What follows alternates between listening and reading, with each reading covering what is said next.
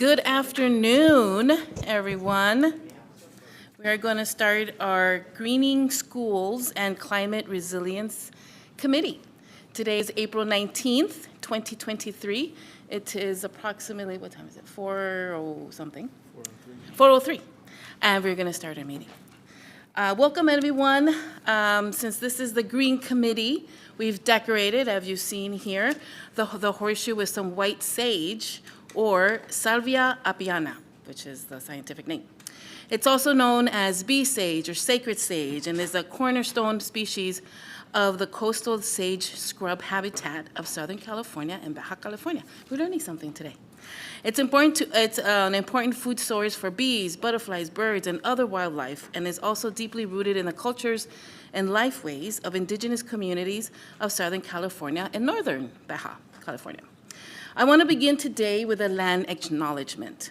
As an owner of hundreds of acres of land in the region, we, the district, LAUSD, should do a better job of recognizing the historic and political significance of this land and its disposition from the original habitat of Los Angeles. Today, we are going to be taking up the topic of campus greening and how we can be better stewards of the land use and to enrich the lives of students and families. In the spirit of this, I want to read the following land acknowledgement. The Los Angeles Unified School District recognizes that we own and occupy land originally and still inhabited by and cared for by the Tonga, Tatavian, Serrano, Quiche, and Chumash peoples. We honor and pay respect of their elders, to their elders and descendants, past, present, and emerging, as they continue their stewardship of these lands and waters.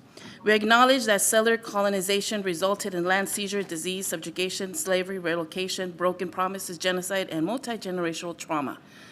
This acknowledgement demonstrates our responsibility and commitment to truth, healing, and reconciliation, and to elevating the stories, culture, and community of the original inhabitants of Greater Los Angeles.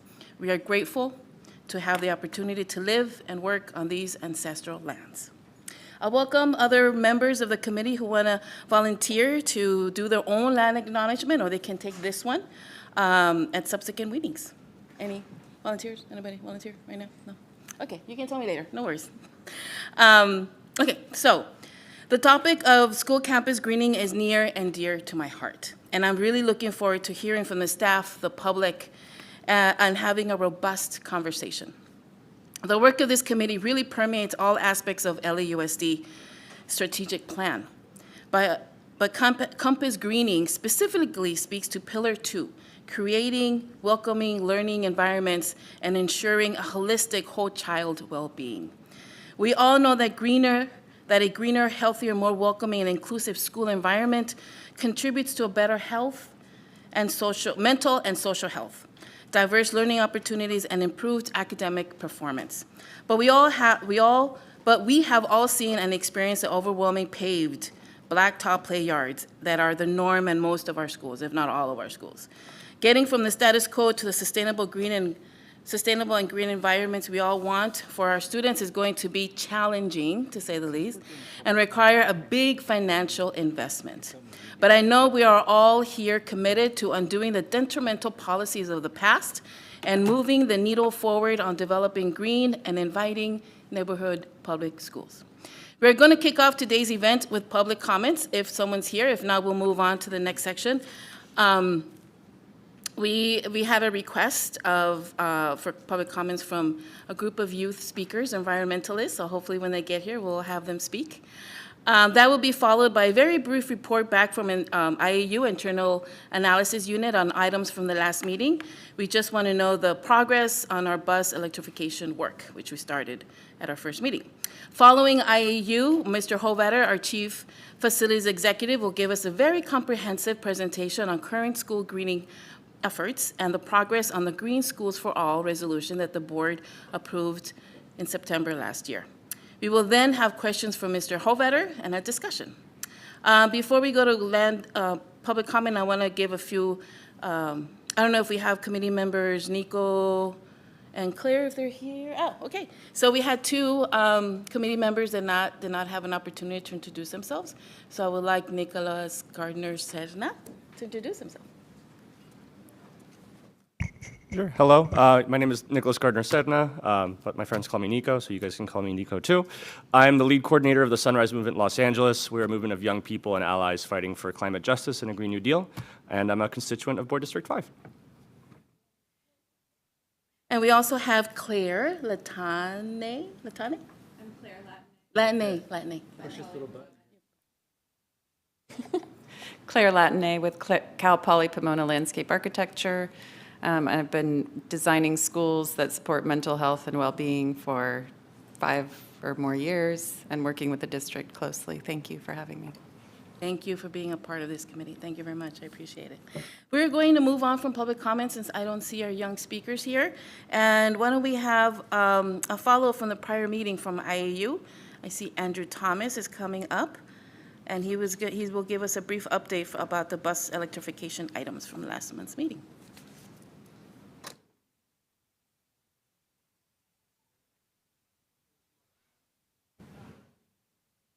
There we go. Magic. Good afternoon, committee.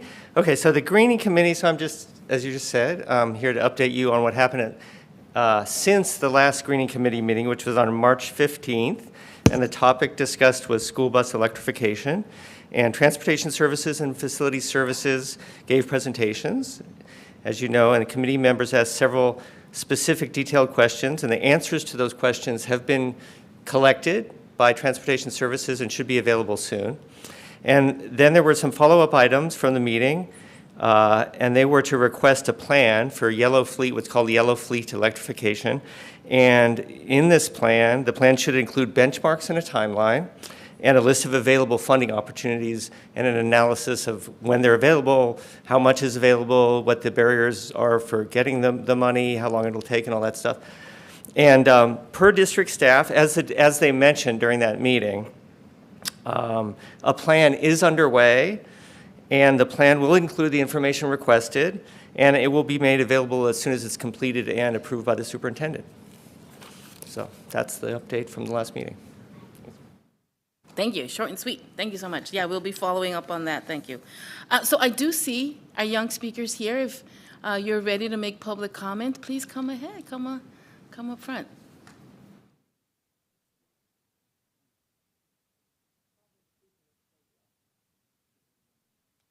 Yeah.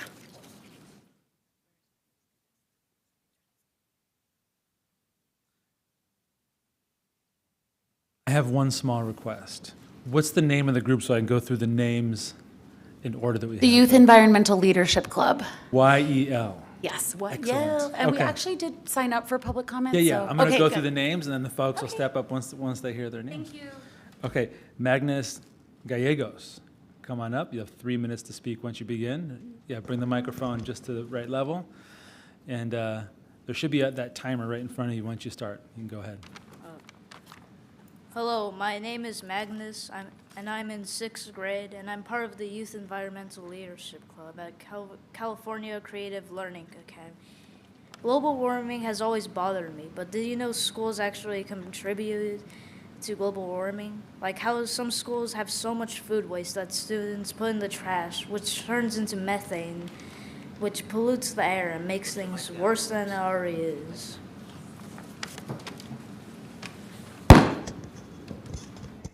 Thank you very much, Magnus. Izzy Lipsky, are you here? Izzy, you have a full 3 minutes once you start. So Izzy Lipsky, come on up, and you'll have 3 minutes to speak once you begin. Hello, my name's Izzy. I'm a part of the Youth Environmental Leadership Club at Cal Creative. I would really like us to focus on food waste. Let's say you're going to get your lunch. You grab your lunch and it's wrapped in plastic, which releases bad chemicals into your food. Because it's wrapped in plastic, your food could be soggy, foggy, or even wet. A solution to that is family-style meals. The food waste gets better because you only get what you will eat. The next step is throwing your food away. You ate 2 bites of your food and you didn't like it because it was wrapped in plastic. You get up to throw it away and you only see a black bin and a blue bin. Obviously, you don't throw your food away into the blue bin, so you have to waste your food and throw it away into the landfill. The solution to this is composting. We compost at our school, and that way our food doesn't get wasted. Please consider enforcing these solutions to all schools so we can have a better environment. Thank you. Thank you, Izzy. How about Dante? Dante, are you here? Come on up. You'll have 3 minutes to speak once you begin.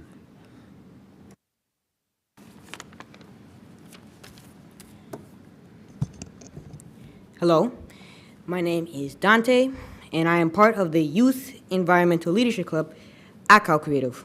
I am 13 years old, and I think that deforestation is a big deal in the world, but in many schools too, because a lot of toilet paper and paper towels and napkins are made from trees. There are natural habitats for many animals too. So, can you please make it a rule that schools can only use bamboo-made paper products? Only, please. Thank you. So much.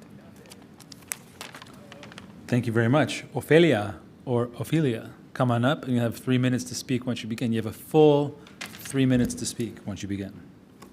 Hello, my name is Ophelia, and I'm 12 years old and in 6th grade. I'm a member of the Youth Environmental Leadership Club at California Creative Learning Academy. And it is very obvious right now that methane gas is a huge problem because it makes the climate unhealthy and unnaturally warm. Another problem that we have is food waste. But there's a reason I'm mentioning these two problems. It is that both these problems are connected because food waste contributes to methane gas. But they also have the same solution, composting. Composting is a natural way to put food waste to good use. And if you compost the food waste correctly, it won't produce methane gas. We compost all food waste at our school, and I would like to ask that all schools are required to save and then compost their food waste from lunch. They can use this compost in their school garden if they have one, or donate it to a local farm. Please, please consider doing this because it would make a huge impact on the climate and also be a good activity for the students. Thank you. Thank you for your time, Ophelia. Avery, come on up. You have 3 minutes to speak once you begin. Hello, my name is Avery Britton. I'm part of the YEL, or the Youth Environmental Leadership Club at Cal Creative. I'm in 6th grade and 11 years old. I'm here to talk about how we should change our meals at school to family-style service for school lunches. Plastic's very bad for the environment and for us. It can cause cancer and problems for the rest of our lives. I would rather having meals served fresh, not wrapped in plastic, and we could get the size of food that we'd want. Thank you for listening. Thank you very much for your time, Avery. Noah, are you here? Noah, come on up. You'll have... I have a recording of Noah, because Noah wasn't able to come, so. Sincerely, Noah Meza. Oh, whoops. That was short. Sorry about that. Let's try this again. No pressure. Oh, shoot. I'm sorry. Okay. And I am part of the Youth Environmental Leadership Club at Cal Creative. I am concerned about our students' lungs because I see a lot of cars idling and a lot of people smoking near or right next to schools. The smog that cars and cigarettes produce can be really harmful to our kids' lungs. So I think you can move and enforce no smoking zones and put no idling zones in carpool areas. Sincerely. In carpool areas. Sincerely, Noah Meza. Thank you, Noah, wherever you are right now. Emily K. Spokes, are you here? Is Alacart's registered as Yes. well? Okay, he can go before me. Alucard, okay? come on up. You have 3 minutes to speak once you begin. Hello, my name is Alucard Gallegos. I am 13 years old and I'm part of the Youth Environmental Leadership Club. I'm sure you're aware of the single-use plastics that are being used for school lunches. However, I believe that you should change this. One, this plastic isn't necessary and adds to the plastic pollution problem. Two, the plastic causes the food to become soggy, causing students to dislike the food and throw all of it away, wasting a lot of food. And finally, this plastic can cause the consumption of microplastics that can go in our food, which, by the way, we eat a credit card's worth of plastics a week. So in conclusion, I believe that we should stop using single-use plastics for school lunch. Thank you. Thank you very much for your time. And Ms. Spokes? Thank you all so much for waiting for us. We took the bus with our free LAUSD tap cards, and in case anyone doesn't know that exists. Good evening, fellow Earth advocates. My name is Emily Spokes, and I am the club leader of YEL. I am grateful for your service on this committee and for your devotion to supporting LAUSD's environmental advocacy. As you all know, in September 2016, Governor Brown signed into law SB 1383, establishing methane emissions reduction targets in a statewide effort to reduce emissions of short-lived climate pollutants in various sectors of California's economy. Cal Creative has been diverting food waste for several years now. In fact, we are on target to divert 21,600 pounds of food waste this school year alone. I am also a member of the California Climate Action Corps, and I serve at a host location that exists at an LAUSD school. On this one campus alone, we have diverted 20,000 pounds of food waste so far this year. As well, we have rescued 15,000 pounds of perfectly edible, temperature-controlled, and factory-sealed food, and have redistributed it in various ways to our immediate community and beyond. These two schools are supporting these goals, but hundreds of others are not.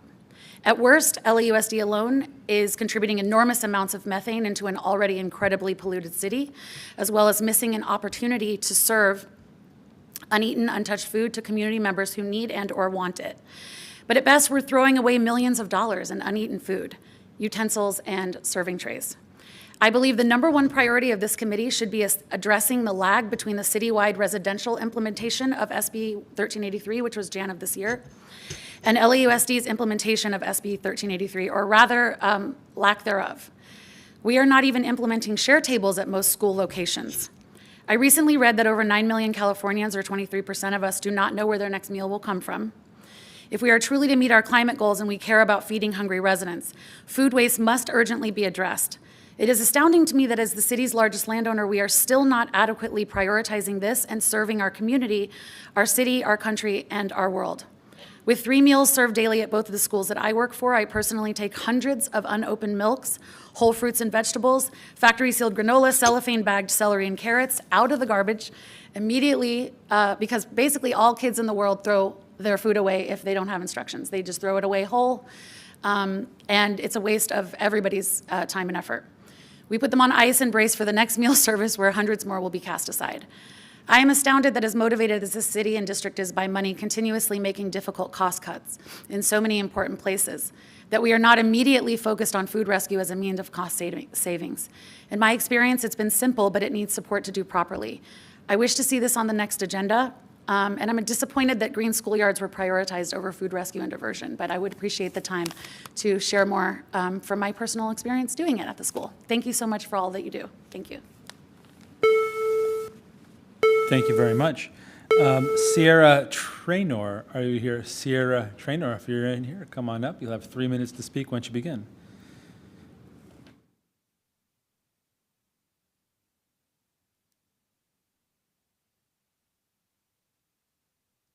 Hello, my name is Kira Traynor. Don't worry, happens a lot. I just wanted to say that I think a really important, I know that you guys are focused a lot on like emissions directly from like appliances and like the school buses and everything.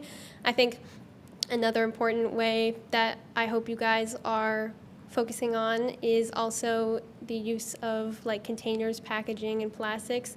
And I would encourage that to be a focus, because that's another way to save fossil fuels is in packaging, and also like everyone before me was saying, food waste. So thank you. Thank you for your time, Kira.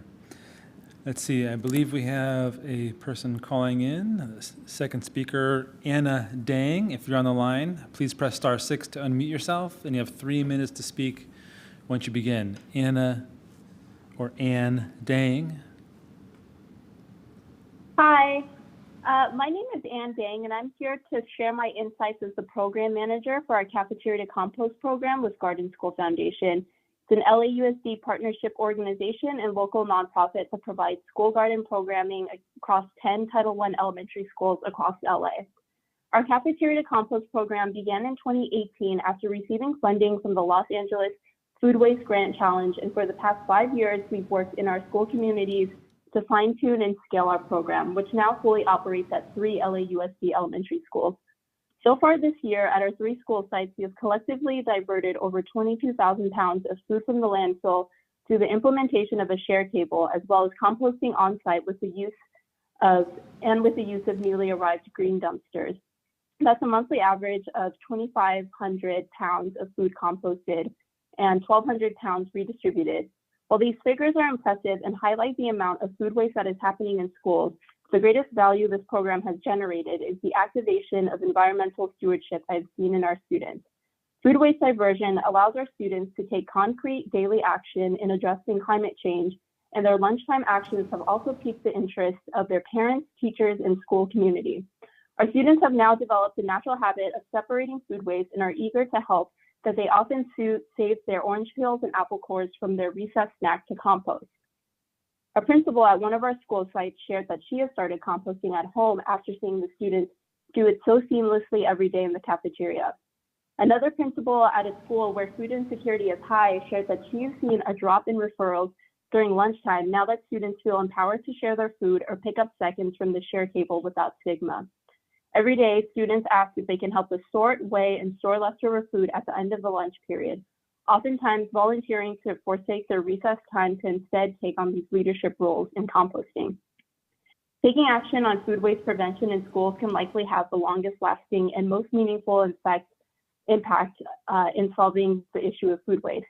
Today's students will be our future change makers, and soon students will be making their own decisions on how to address food options at restaurants, grocery stores, and at home. By working with students now to address food waste, we will help shape the culture around food waste as potential instead of pollutant. Working with students has a positive ripple effect on our communities. Students take this knowledge and empowerment with them and inspire change at home. Schools can save money by avoiding disposal fees, and we can serve and share valuable resources with others. My team and I feel very fortunate to be on the forefront of this work, and we invite others to join us. Understand that implementing a food waste diversion program may require some initial investment in terms of equipment and training. However, there are many resources available to help schools implement a food waste diversion program such as ours, and we would love to share our experience with those who are interested. By working together, we can reduce our environmental footprint, save valuable resources, and set an example for other schools and communities to follow. Thank you for your attention on this matter. Thank you for your time. We had someone signed up to speak named Steve. He decided not to speak today. Just want to note that for the record. The Honorable David N. Tokovsky, are you here? If you're here, come on up. You'll have 3 minutes to speak once you begin.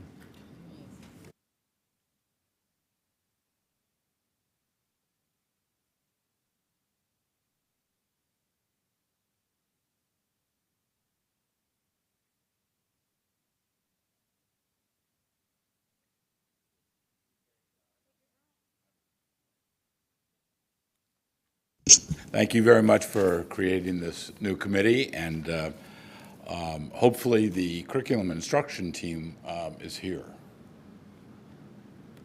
No, okay. Well, it would be good to sow these thinkings not just into the business side of the school system, but into the instructional side, and particularly civics and science, as well as the new outdoor education growth that we're having in LA Unified.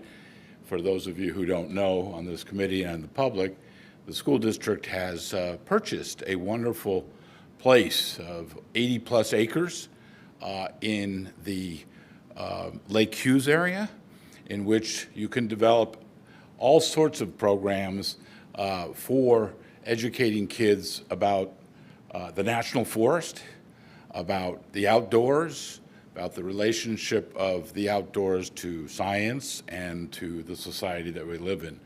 So it's about building the curriculum, and I invite those of you who are not educators to also visit the California Department of Ed's website so that you can see what is expected to be taught in each of the grades in the school system, so that very often there's a desire to do something new, as former Assemblywoman know, and that it gets added on rather than embedded into the curriculum. And as far as I know, there's only like 180 days or 180 hours of instruction in some of the secondary classes. There's more in the elementary, so that it's important to figure out your passions and how they fit into what is actually taught. I also want to say that in terms of careers in the growing greening world, it's very important to understand that the significant money from the infrastructure bill from President and Congress is now moving through Sacramento and to school districts in the career technical field. So it'd be good to also, in one of your committees, to learn about the revenues that come to school districts and come to cities and counties, because very often cities and counties run over to school districts and say, where's the money, rather than figuring out how that can work through community development, block grants, federal HUD money, and so on.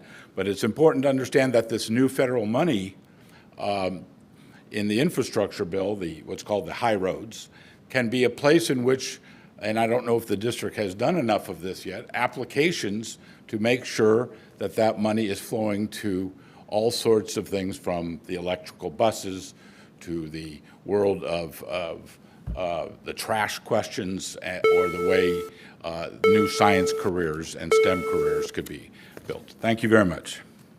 Thank you for your time. Okay, Mark Kraus, are you on the line? Mark Kraus, if you're on the line, press *6 to unmute yourself, and you'll have 3 minutes to speak once you begin. Mark Kraus. Hi, good afternoon. My name is Mark Kraus. I'm with DSA Los Angeles. Just calling in to say that I'm very excited that this committee has come together. I think it's constituted by a great representation of community organizations, especially now with the recent tentative agreement between LAUSD and United Teachers Los Angeles. If it is approved, it makes great strides in the green and healthy schools. And I believe this committee probably will have its work cut out for it moving forward with the Green New Deal for public schools. We would just implore facilities and transportation and the superintendent to work hand in hand with this committee to see LAUSD reach its renewable energy goals, and that we do so with community stakeholders active and through the process, with students active through the process, and teachers and school facility workers also very active in the process. So I'm looking forward of the work coming out of this committee, and I'm excited to hear about green schoolyards today. Thank you. Thank you for your time. Francesca De La Rosa, are you here? Francesca De La Rosa, are you here in person? Last call for Francesca. Okay. And we have the final public commenter, James Howell. I see you're on the line. Please press *6 to unmute yourself, and you have 3 minutes to speak once you begin. Mr. James Howell.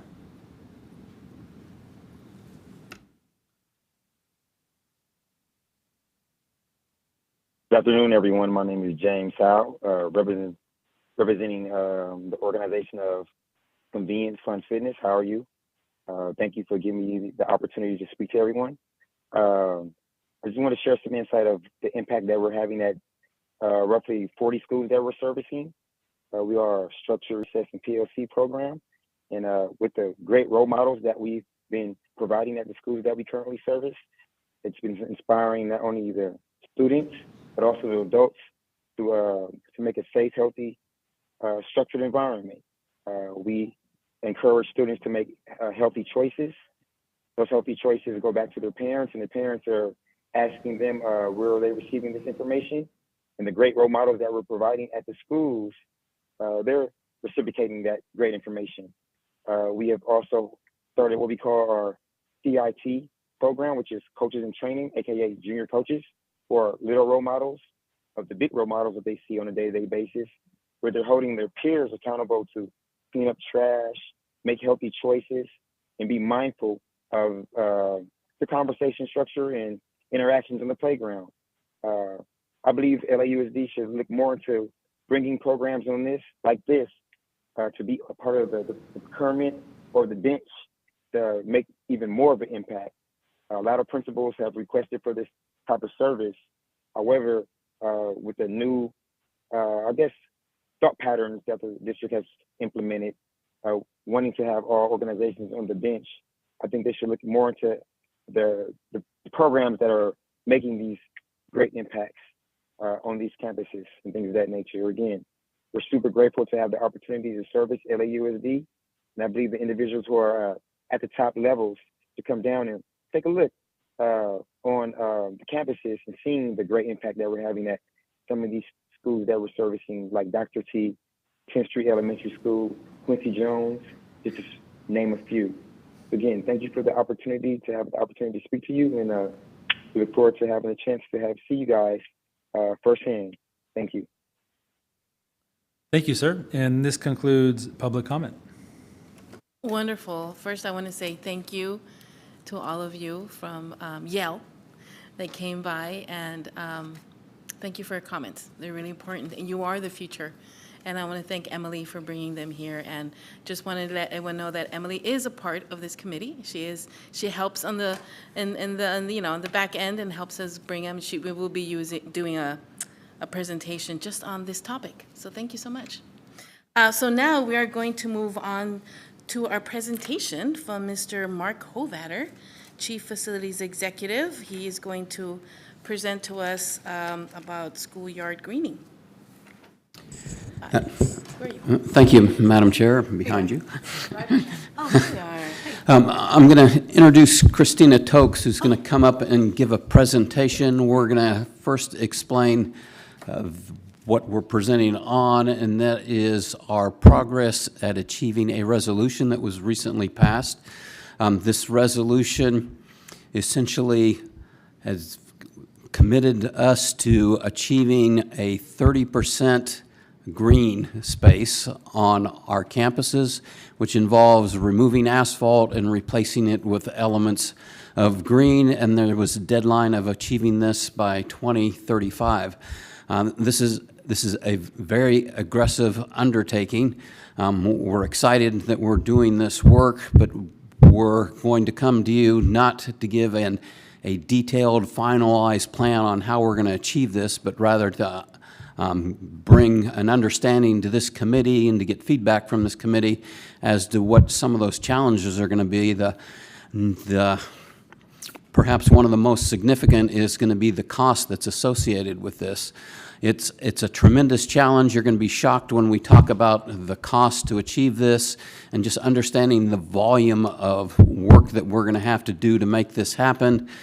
And I know there'll be a lot of reactions and surprises when we look at costs. Most people are surprised when they hear costs that are related to public construction work, but understand this is not as simple as just taking up some asphalt and planting something.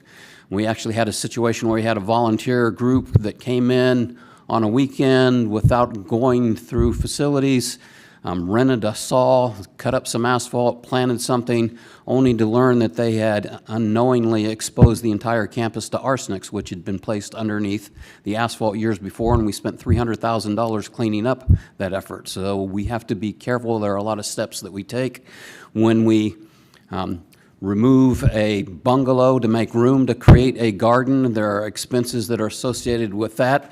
Our bungalows have fire alarms in them, and if they were set up in series, we have to redo the fire alarm system for the campus. When we remove asphalt, believe it or not, at one point we put asbestos in our asphalt as a strengthening material. Not a lot, about 5% of that, but we're required to test all of our asphalt because we don't want anyone to expose anyone to hazards. And if we have to clean that up as hazardous waste, that's a tremendous expense. When we're going to plant a garden, we need to bring water and irrigation to that area, and that's another expense that's associated with that, not just planting the garden. I mentioned that there was arsenic under the asphalt. It was very prevalent in the 50s, 60s, 70s that when we put asphalt down, we didn't want anything growing up through the asphalt. So we put things down that would stop anything from growing forward, and we have to test, and in most cases, we end up having to haul that soil away before we can plant anything. Certainly, if we're going to do an edible garden, it's an even higher standard of the quality, so we're bringing brand new dirt that comes in. We have American with Disability compliance, and that is a requirement that all public agencies have of making every program accessible. And the challenge with the ADA requirements is the first project you do has to bear the cost of making that project accessible. And it includes not just the space we're doing, but it includes a parking space, it includes a path to a principal's office, it includes a pathway to the project, which includes the ability to stop in an accessible bathroom along the way. So expenses can be double just because of the ADA compliance we have. And then lastly, we have the responsibility of controlling the stormwater runoff to make sure it's not polluted before it runs into the bays. A challenge we have that will also add expenses, we have to capture water, filter water before it leaves. And in addition to that, we have to make sure in some situations that it actually never leaves our campus. We've done over 50 projects so far where we create detention basins, a place where we capture the water and we allow it to percolate back in. It not only prevents the pollution from the water running across greasy streets and down into the ocean, picking up trash as it goes, but it helps recharge our aquifer, so it provides storage for us for our water tables. And that's a challenge for us.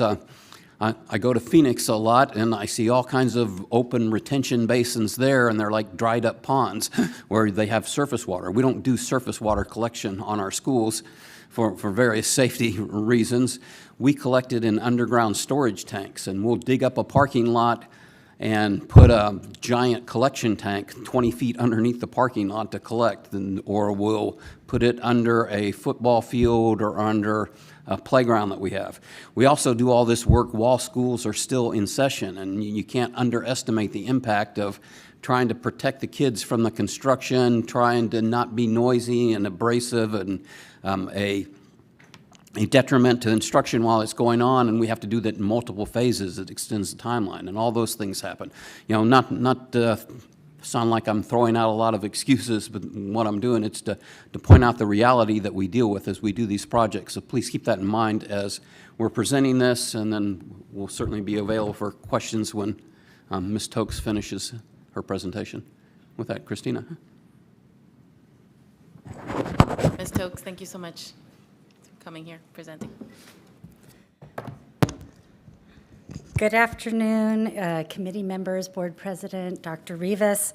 It's an honor to be able to talk to you about our update on this ambitious plan that our board has directed us to undertake.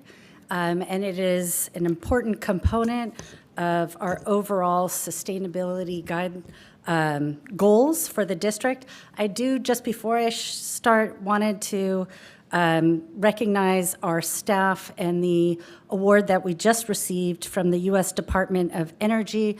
Christos Chrysalou just came back from Washington, D.C., where we received the Better Practice Award in recognition of the district's commitment to sustainability. So that was a huge recognition, and we have a lot of great staff who are doing that.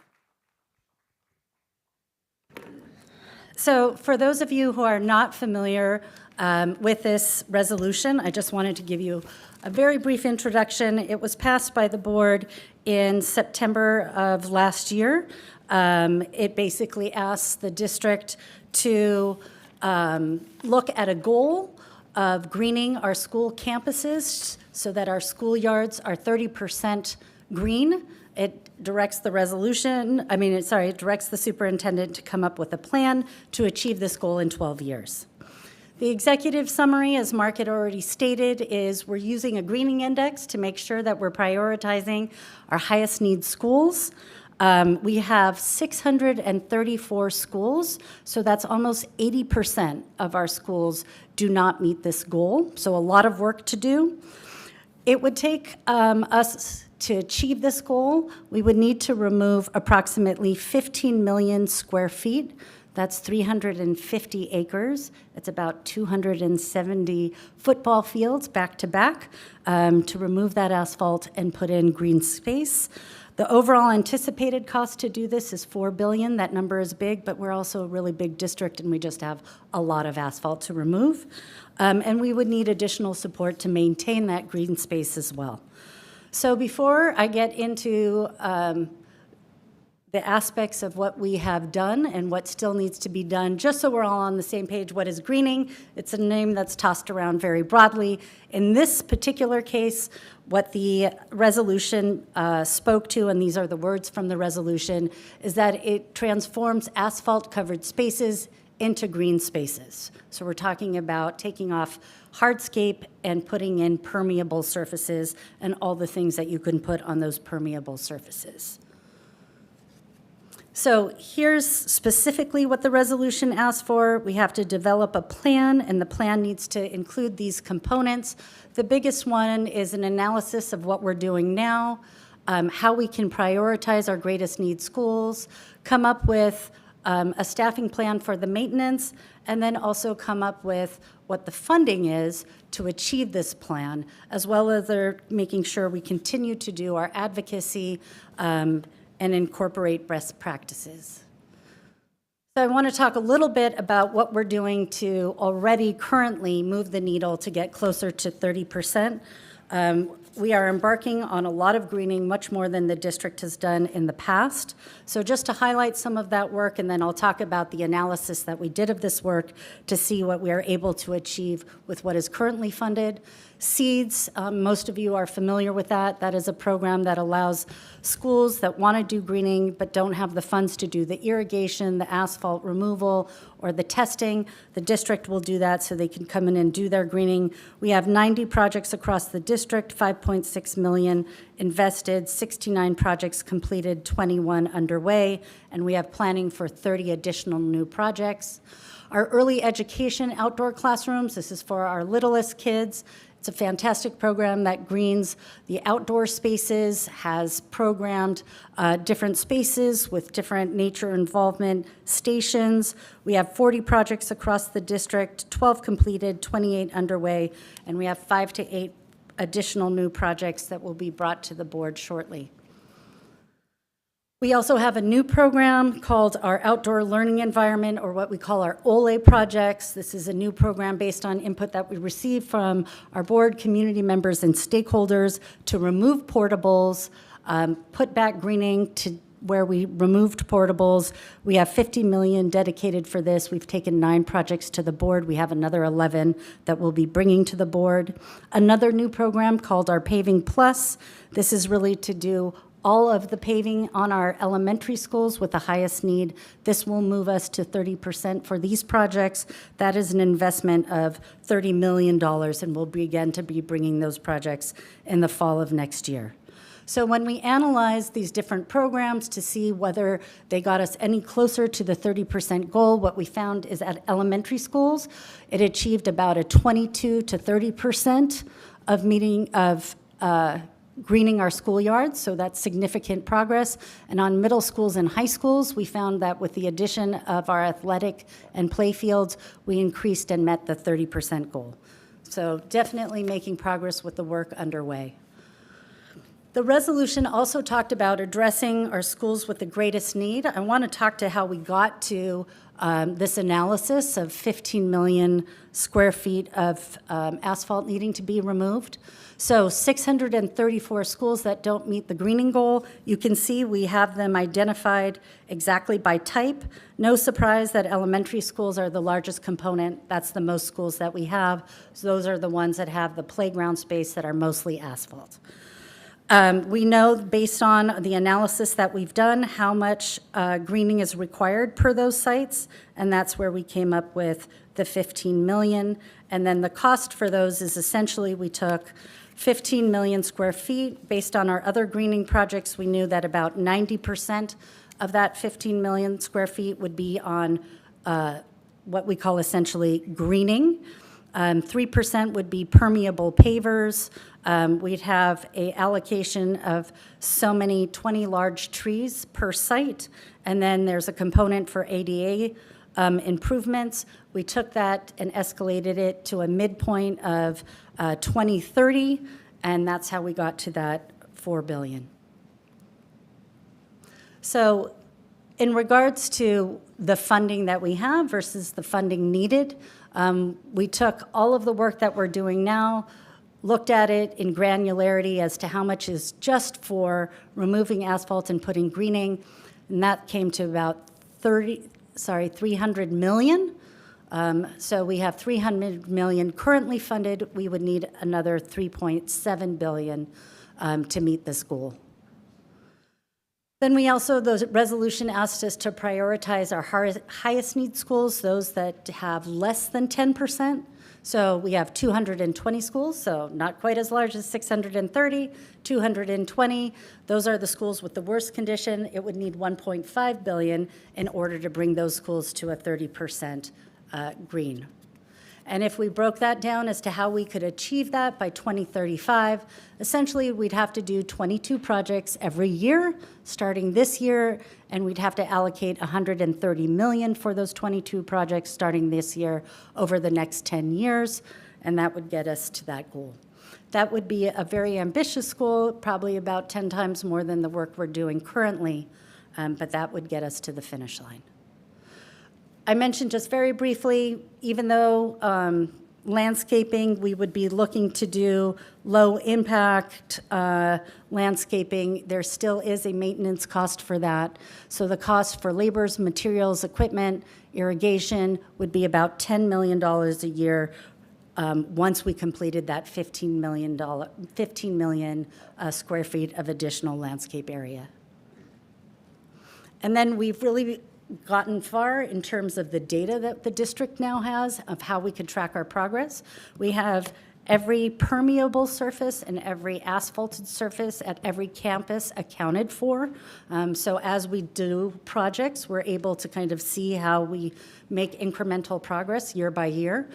We also have a tree survey that we're conducting that's about 80% complete. That tracks and knows where every single tree is on every single campus, the size of the canopy. So we would be able to identify schools that have less tree canopy than other schools and embark on grading those schools as well. So a lot of good progress, more to come on terms of metrics and measuring. And then our challenges, nothing new for those of you who are familiar with the district's efforts around greening. Always, we have more need than we have funding for, but we always make incremental progress, and that is what we've done throughout the history of our bond measure. Getting resources to do the work in this tight market is challenging, both for on the design and on the construction side. And then we found out that many of our school sites that have the greatest need are very compact, tight urban sites. Some of them have a challenging topography where ramps and stairs can take up a lot of space. So we have to come up with creative solutions on how to meet greening goals at those particular school sites. When the resolution also asked us to look at funding. So we have essentially 3 categories of funds that the district can use. Bond funds, we have existing bond funds that I talked about that are already being used for greening. There's always the option of reallocating bond funds from programs that have not been undertaken towards greening, and we'll be presenting options at the final plan as to what could be done. Future bond measures, the resolution talks about earmarking future bond measures towards greening goals. And then on the general funded or non-bond funded side, we are hopeful that we can use expanded learning opportunity funds. These are funds from the federal government around recovering from COVID, that there's a nexus between summer school and greening our campuses for climate resiliency, that we'll be able to access some of those funds. And then on the grants and partnerships, the state did make available approximately $150 million initially. That was reduced to $117 million this year, $33 million next year for what's called CAL FIRE grants. Christos's team is making applications. The district is eligible to make up to $30 million. We're going to maximize that opportunity. And we have partners who also are going to be making grants as well, so that we can seek to get as many funds as possible. But we know $117 million across the state of California is really a drop in the bucket. Advocacy efforts, we have a fantastic Office of Government Relations team who is very keen on making sure folks in Sacramento understand how important climate resiliency and sustainability and greening is. So they are engaged in negotiations with the legislature to make sure that there is a greening component in the state's proposed bond that is looked at for 2024. We're also, the district is sponsoring specific legislation around making shade structures more cost-effective so that we can do more work there for not as much. Some just takeaway recommendations before I get into what we still need to complete. We looked at targeting even the prioritization to further refine it from 10% to those that have maybe 5%, so that we could start with worst first. Then we don't need the 1.5 billion right away. We can start with maybe a smaller increment, but get to those that have the greatest impacts. We really think that the tree canopy is an important piece. Taking out all your asphalt and removing it is not as cost effective as leaving some asphalt in, putting in trees, and creating shade, definitely reducing the heat impacts at our asphalt areas. One of the things we also looked at is there's always this issue of should we do less at one school in order to do more at many schools? So if we reduce that goal from 30% to, let's say, 15%, could we get to double the amount of schools? That does present some challenges because we're then going to be doing less at those schools with maybe no guarantee that we would come back and get to the full 30%. But that's always a challenge in facilities is you could do less at an individual school sites, get to more schools, or do more at one school site, get to less schools. We also debated whether or not we should look at counting cool coating. We know that that is still not a permeable surface, does nothing to address water quality issues or stormwater. It still is better than just our black asphalt, and when we do make repairs, it's an opportunity for us to make it better than what we have. And then also this idea of when we looked at applying the same standards from elementary, middle schools, and high schools, what we found is middle schools and high schools are really different animals than our elementary schools. They already have a lot of play fields. And schools that came up as being kind of the worst ranked, actually, if you went out to those sites, I think Nick Fairfax was one of those. When you're on that campus, you would never think it had not enough green space because you see visually the baseball, soccer fields, football fields right out from the quad, unlike our elementary schools where you could see nothing. So we're looking at developing a nuanced standard for middle schools and high schools than for elementary schools. In terms of what's next, as Mark had mentioned, the plan was to be completed a month ago. Part of the plan called for a robust community engagement piece. That is the piece that we still need to undertake. We needed to do all of this work first, so we had something to present.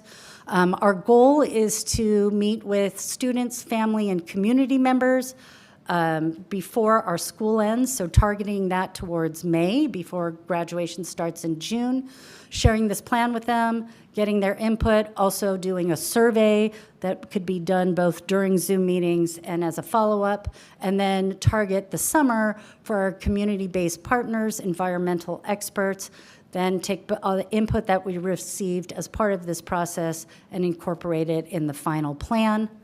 When we do specific projects that come out of this plan, we would have a much more targeted community engagement plan at that school site for the parents, community members, and staff at that school site, which is what we do as part of our facilities engagement work. So the timeline to complete the plan is in May, initiating outreach for our families, community members, and parents, developing those funding options that I discussed, finalizing all the other impacts of the plan. In June, completing the outreach for our experts and partners. July, finalizing that engagement. And in August, bringing the plan back to the board for completion. So with that, I'm happy to take any questions that the committee may have. Thank you, Ms. Tokes, for an extensive presentation. That was a lot. So thank you for that. And thank you for everyone who worked on the analysis and everything. I know it's a great undertaking. So yes, let's start with some questions. I will start here with my colleagues, Ms. Board Member Goldberg, and then Board Member Melvoin. And I think it's slide 4. Says the resolution calls for addressing barriers and helping us work better with community partners. So what partnership agreements are currently in place to support greening projects. What is the district doing to remove barriers and working with some of our community partners? I've heard complaints from some saying it's too hard, it's very difficult to do, and others who've said, no, I had no problem. So obviously, some people are having different experiences. How are we going to deal with the partnership barriers? Sure. Thank you. That's a great question. So we have numerous partnerships in place with various nonprofits that span everything from replacing dead or empty tree wells with trees to undertaking large $3 to $5 million projects on school property. The replacing tree wells requires a very simple agreement. Actually undertaking construction projects on school sites typically requires what's called a development agreement that just ensures all of the understandings of who is doing what. And you start to get into issues of liability and making sure it meets all of the kind of code requirements that the district are for. We, as you were mentioning, Board President Goldberg, we have a history of being perceived to be kind of a bureaucratic challenge to nonprofits that I think had a steep learning curve of what it means to do construction on district property. Our staff also had a steep learning curve of what it meant to partner with our third parties to get the work done. We recognize that they bring resources, often funds that the district can't tap into, and our job is to find a way to kind of clear those barriers to get those done. We have development agreements that are kind of become template language. Mark has done a great job of encouraging folks, please meet with us beforehand so we can address all of the kind of items that may pose challenges if we don't address them up front. So typically, you know, those entail things like soils testing and awareness that we're not the district, but we are beholden to the Department of Toxic Substance Control, to the EPA, to a bunch of kind of governmental requirements that we have to meet, and then our nonprofit partners, we have to help them meet as well. DSA requirements, a lot of our third parties had not had experience, they now do. We have a team of staff that walks them through every step, included in both Christos's team and in our assets team and in our real estate development team that guides them through that process. So we're hopeful, especially like in the CAL FIRE grants where we have numerous nonprofits who are going to be making applications, that if we address those right up front, that we can kind of clear that hurdle of getting that stuff negotiated, and hopefully, you know, we've been through this for probably about 5 years, and we're hopeful that that's going to be a much easier process.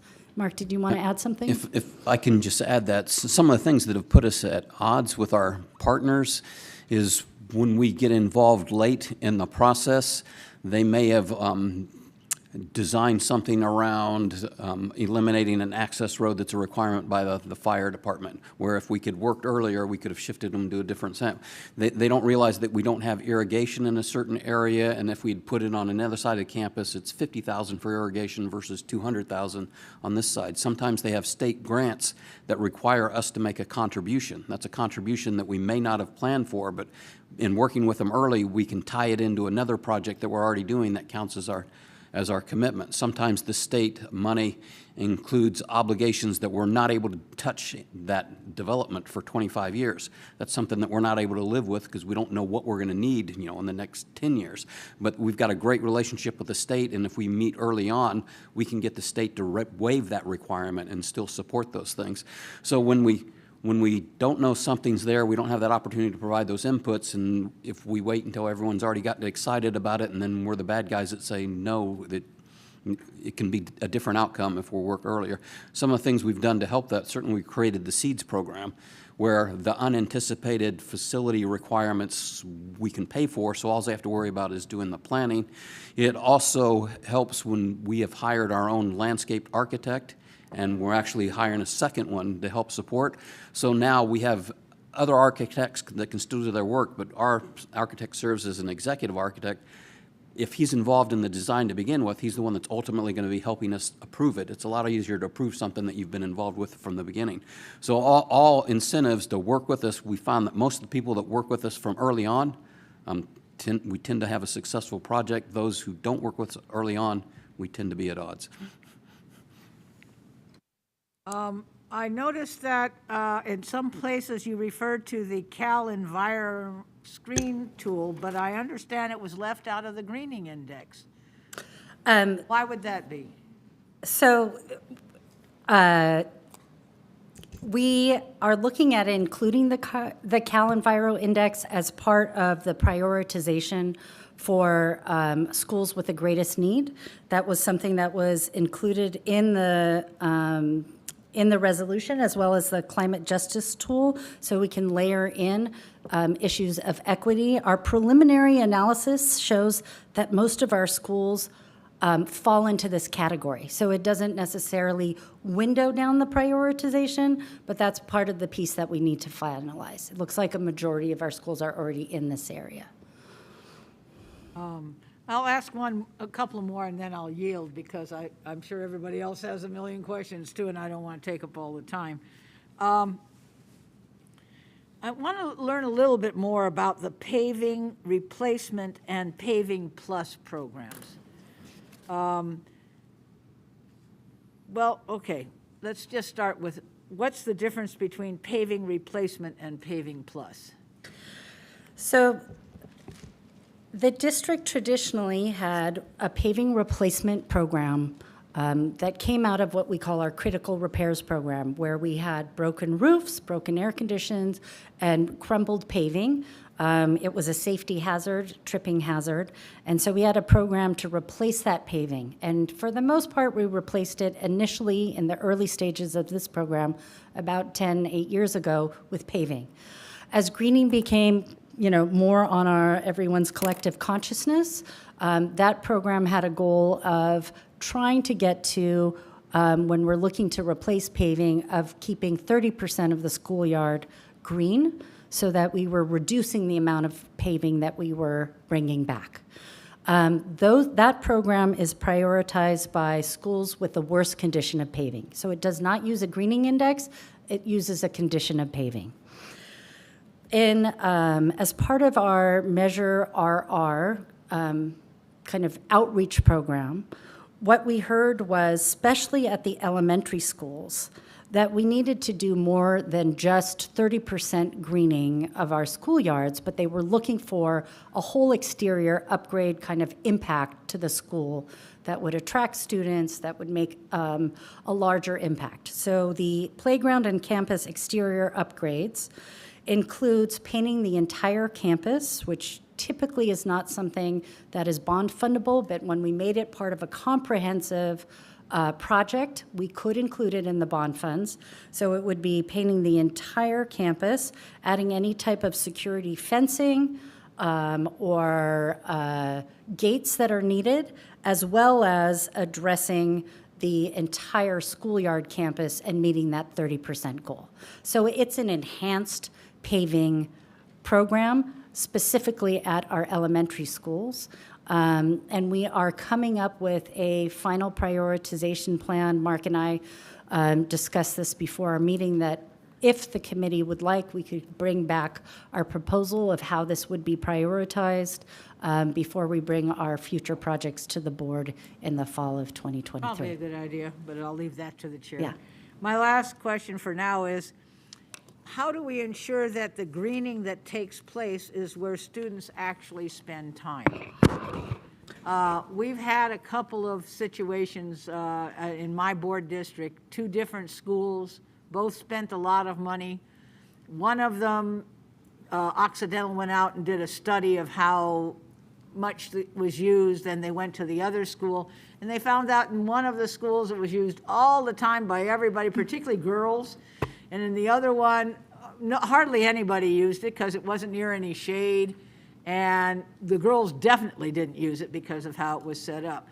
So I'm wondering if we can figure out I'll give you those 2 examples. Yeah. I don't want to embarrass anybody's schools, but to look at that, because it is a concern, because after I saw both of them, I thought, gee, I wonder how that happened. And I'm sure a lot of it was just input from families and so forth, but I'm anxious that it be used and useful, and particularly for female students at elementary schools who sometimes don't feel welcomed in these open spaces. Yeah. So I'm thinking, could we do templates that show better and worse, or Absolutely. something like that? Because it made me very concerned, because both of them, when you just come onto the campus, they both look beautiful. But if you go at lunch, You can very see the different difference. things are happening at the two schools. Yeah. Well, we definitely want to make sure that the funding that we're investing is having the biggest impact on all of our students. And of course, personally, there should be no discrimination on, Nobody said it was one's- intentional, if yeah. you know what I mean. It was just, when they finished, that's what happened. Yeah. And it looked like it was not thought of in the planning of it. Okay. Well, we'll definitely want to Okay. take a look at that. We do, as part of our engagement, when we do these specific projects, work with the principals and the staff and take input from family and community members, but there could be something that we're not even aware of that we're doing, that we need to make sure we're incorporating in our best A little accidental practices. study of just those two Sure. schools might be helpful, and if you don't have it, I'm sure I can get Bevan to send it to us again. Great, thank you. Thank you all. Helpful presentation, and I do want to acknowledge the progress that's been made, and kudos again to Christos and the team on the sustainability efforts and on the greening, although I think this committee in particular would acknowledge we have a long way to go, and I'm eager to hear what my colleagues on the committee think as well. Mr. Hovatter, you mentioned this template idea for partners. Is that something that is on the website, or if there's a partner who is eager to engage with the district and wants to do these best practices starting early, like where do they go to kind of get that checklist? We always say the first step is with the principal. If the principal doesn't want something to happen, obviously we're not going to engage, and the principal connects with the CPM, the complex plant manager, our project manager. They're the liaison to us, and they'll pull in the teams depending on what they're going to do. We are a bureaucracy. We have to have environmental sign-offs. We have to look at the accreditation, which is dependent on the number of play stations. We have to look at fire restrictions and so on. So rather than have them go through that, we try to make it a one-stop shopping, and that principal and plant manager, or the CPM, are going to help guide us through those approvals. We actually had a situation where I went to a principal and chastised her, said, "Why did you do this project when it wasn't approved?" And she showed me approval statement, and it was from one of the 5 people that had to approve it. So I realized the problem was not the principals, but it was ours for making it too complicated. Right, so that makes sense. So where is that, like that idea of, first talk to the school site principal, and then, like, if it doesn't exist in a flow chart or as a template, it should, and then this committee and other folks can send it out, because I've also seen in my tenure a lot of people who went down the wrong hallway, but no one told them that that was the wrong hallway until too late. So is there like a one-pager or that flow chart? And if not, can we create it to just say? It's multiple pages now, but I see your point of creating a simple one-pager that we can easily communicate to everyone and create. I think that would be helpful. We certainly have a great web page that Christos could come up here and talk about for hours that can help guide people through that, but we'll come up with a simple one page that directs people to that. The most important thing I emphasize, though, is principal first. Sometimes we go talk to a principal about, we're ready to start this project, and they say, "What project?" And then no, I think it makes the sense, CPM. but making sure that it's clear and simple. So I think that would be helpful. Two, all the lists that you mentioned, the 634 top schools, the 69 completed seats project, it would be helpful for the committee to have those schools, and it would be great for open data too, just for the public to see, these are the top 634 schools, these are the Paving Plus schools, these are the OLE schools. So if that hasn't been shared, I don't think it has, it would be great for the committee and also the public to have that. And then my last question, which is really a comment and maybe a suggestion for the future, is, I appreciate, Mark, in your opening remarks, you were careful to brand it not as excuses, and I think this committee knows that they're not excuses. They're challenges and they're caveats, and we're a public agency that is dealing in a bureaucracy that is decades old. But I do think we've gone and grown too comfortable with the inanity and really the insanity of the status quo. And I myself am growing skeptical about what still makes sense for school districts and not just accepting this is the way it's done or it costs so much, because I think it's crazy and I think we're so paralyzed in an environment that individually and initially, I think these things all had a self-server purpose. Obviously, CEQA and EPA and ADA and DSA and all the acronyms. But when layered upon each other, they really make it impossible to do the work that needs to be done. And I don't think anyone here, including you all, would say 10 years is a reasonable timeline and $4 billion is a reasonable price tag. So I think it could be helpful to really break down one of these projects. Maybe so. 9 projects are underway for $21.2 million for the outdoor learning environment. So that's about a little under $2.5 million a project. Like, what does that look like? Down to like the $10,000 allocation. Like, what are we spending money on? Why? And what can we do about it? So what is this? What is ADA? Path of travel triggers. What is DSA, the Division of State Architects? What is EPA? What are our soft costs, like soil samples? And I think it's important for the committee and the public, and I know we're going to be doing this on my facilities committee, to just understand why and what we want to do about it. Because when I learned in the height of the heat wave in August that to put like a shade sail in one of my elementary school TK yards, it was going to cost 6 figures, and it was a lot of triggering of state law.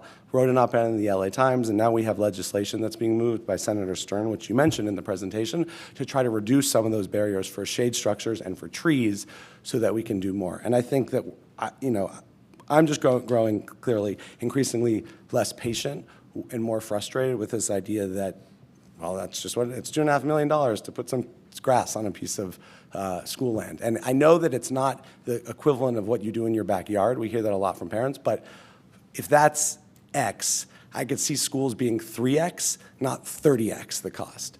And I really think we'd benefit, again, maybe at a future committee meeting, to just look at one of these really discrete projects and not just get lost in all the, not excuses, but caveats and challenges, and understand where, and then get some real next steps. Like, well, maybe we should advocate around triggering the triggers in state law for ADA, especially when I've seen some projects that, like a garden triggers a path to travel upgrade, but really there's already a street entrance. Like, do we really need to do the ramp through the whole school if you can get there from the street anyways? Things like that. Where do we want to advocate around soil sampling or DSA? And some of it I think we will learn things we can do better as a district, and other areas we will acknowledge that it's outside of our control, but with this collective body, I think we can do a lot of advocacy to change whether it's state or federal law. So that's my soapbox for right now, is really just, a lot of what we have to do as board members is not necessarily defend the district, but acknowledge, like, yeah, it's just tough. We're a public agency, and I'm getting increasingly frustrated with that and want to do more of, okay, well, let's change things, and let's take this from 10 years to 5 years and $4 billion to $2 billion. We could do a lot more good for schools. So that would be my request. Thank you.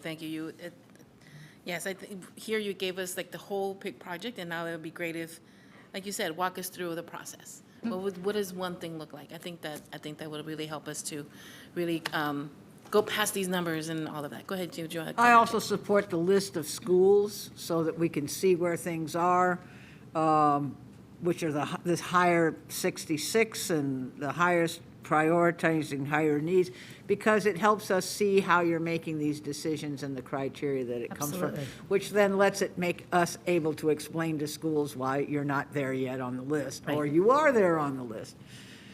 And we did, I will have to check on the status. There was an open data portal of a lot of facilities data. Nick, I think you had really pushed for us to have that, where you could look up every project by type, number of greening projects, by board district, by region, et cetera. I think that data is being restored and migrated to a new district website. So we need to check on the status and make sure you have a timeline of when that'll be completed. Yep. Just quickly, I noticed that we haven't done much with the county's Safe Clean Water program. Why?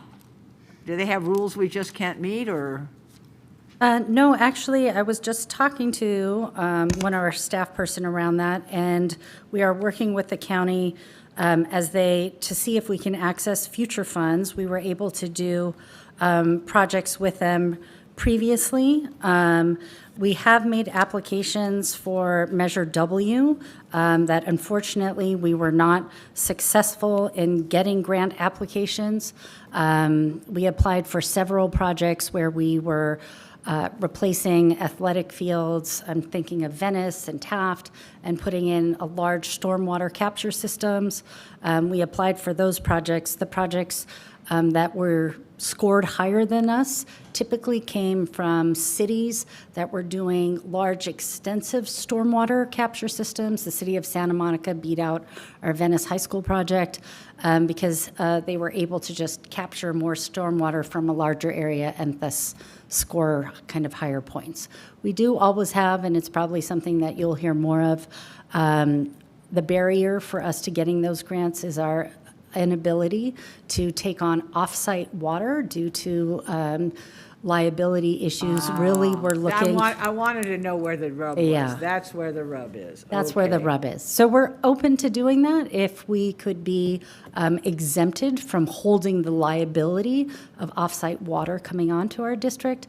But so far, the county has not been amenable to waiving that liability. But that's just to my comment, that's one of those areas where it'd be great for us to know, because then Yes, we have exactly. friends on the Board of Supervisors, we have advocates here to say, hey, grant us that waiver so that we can Yeah. do this program. Yep.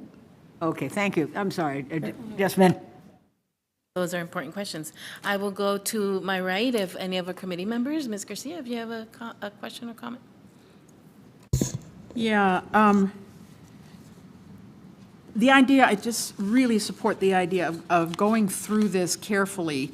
Some projects, going through them very, very carefully. Please don't let them be cherry-picked projects to justify yourselves, right? Let's really take a look at a randomly picked, sound like a science teacher, which I was, and figure out where this, because this is $264 a square foot. A square foot. And then the next square foot, another $264. And the next square foot, it's just, I understand everything that Mr. Hovater was explaining to us, but it still seems really, really high. So then the other thing is, I really want to put in, I want to say no to bright pavement being considered greening. First of all, as you said, it's not permeable. It's more, asphalt, no matter what it is fossil fuel based. And when it gets hot, it smells that way. And then when you reflect back the light, is that really cooling the children? Just because you're reflecting it? So I want to say no to that completely. And then I'm also very concerned about the idea that playing fields are considered greening. To what extent should they be considered greening? I think we need to, get some people in from districts that have done more greening of their schools, like San Francisco, and get some LEED certification specialists to get in here and talk. And then I see a lot of places where it's, they're to the extent feasible or significantly increased, where there's a lot of, like just trying to leave an out for problems, right?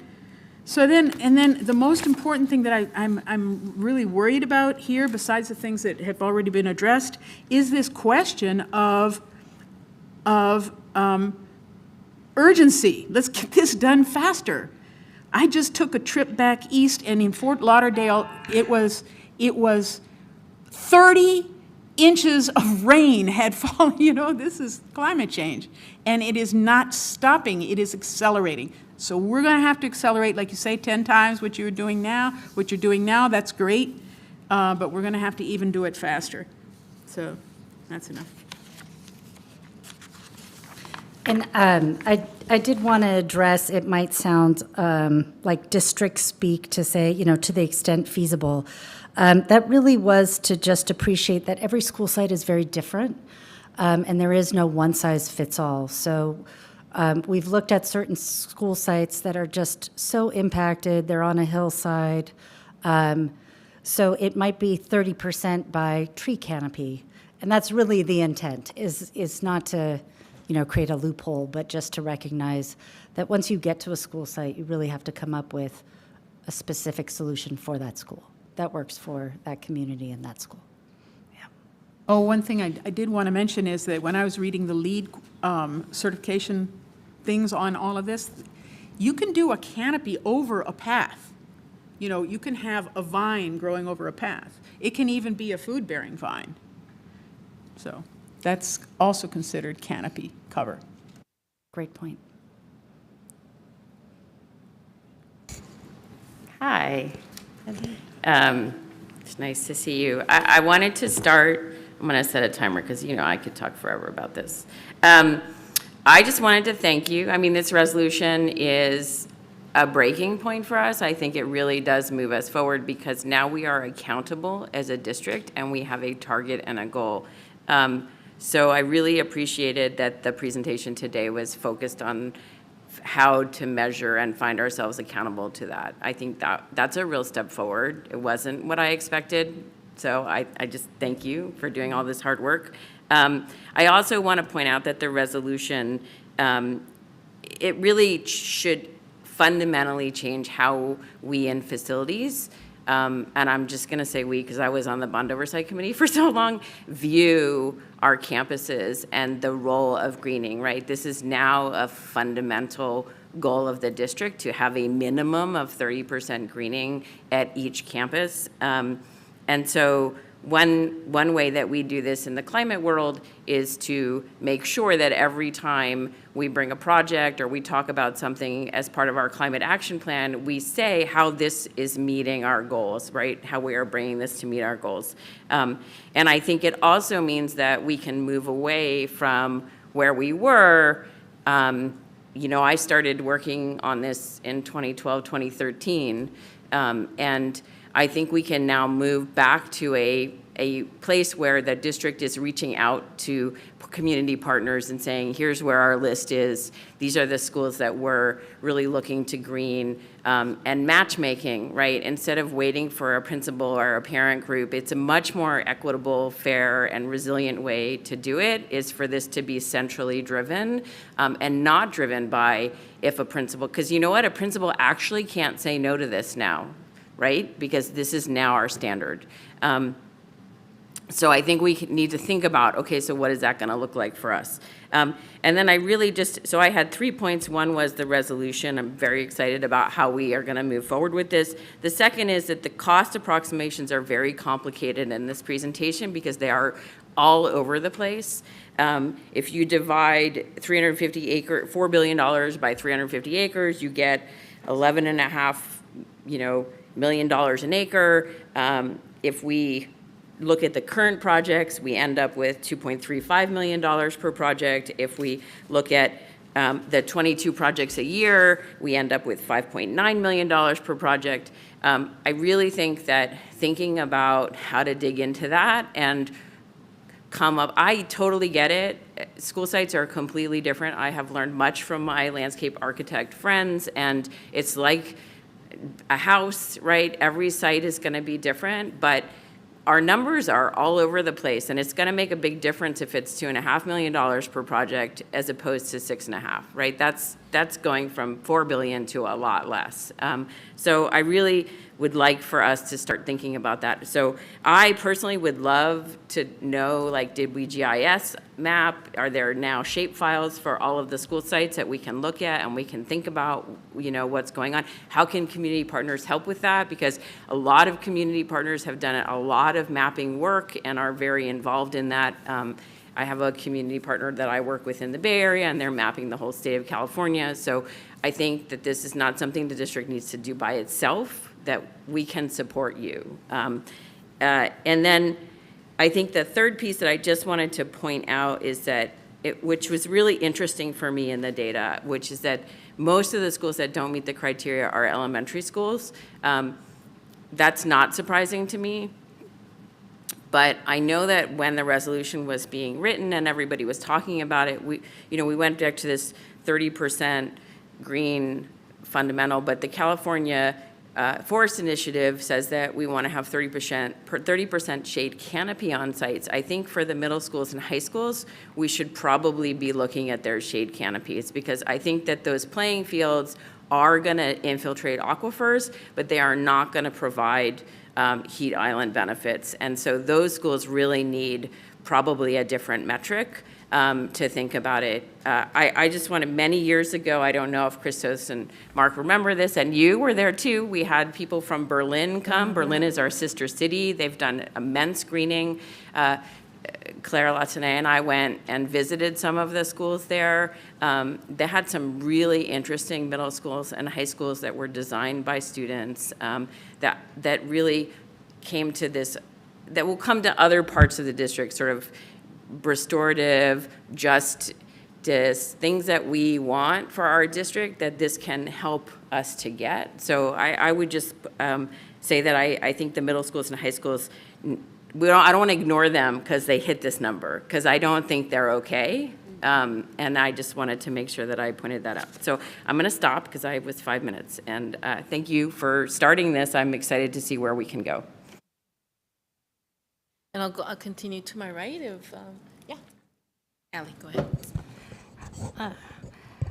Hi, good afternoon. I want to echo Lucy and Bevan's just appreciation for this 30% and the district really starting to focus and hone in on school greening. Many of you may have seen in the LA Times today or yesterday that Los Angeles has received an F in air quality, and we are the worst air quality of a large metropolitan district in the country.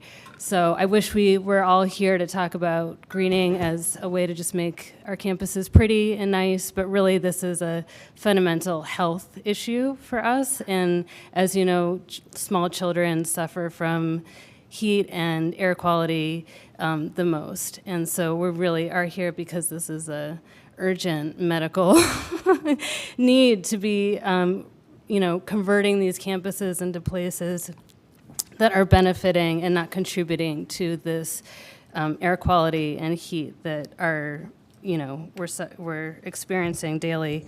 I just want to clarify a couple things about the Measure W. Tree People does have 10 schools that receive the Measure W funding, and they're doing an analysis of those school sites about how they can capture water, and then it's kind of like a multi-stage grant where you get the analysis grant and then you can move into an infrastructure grant.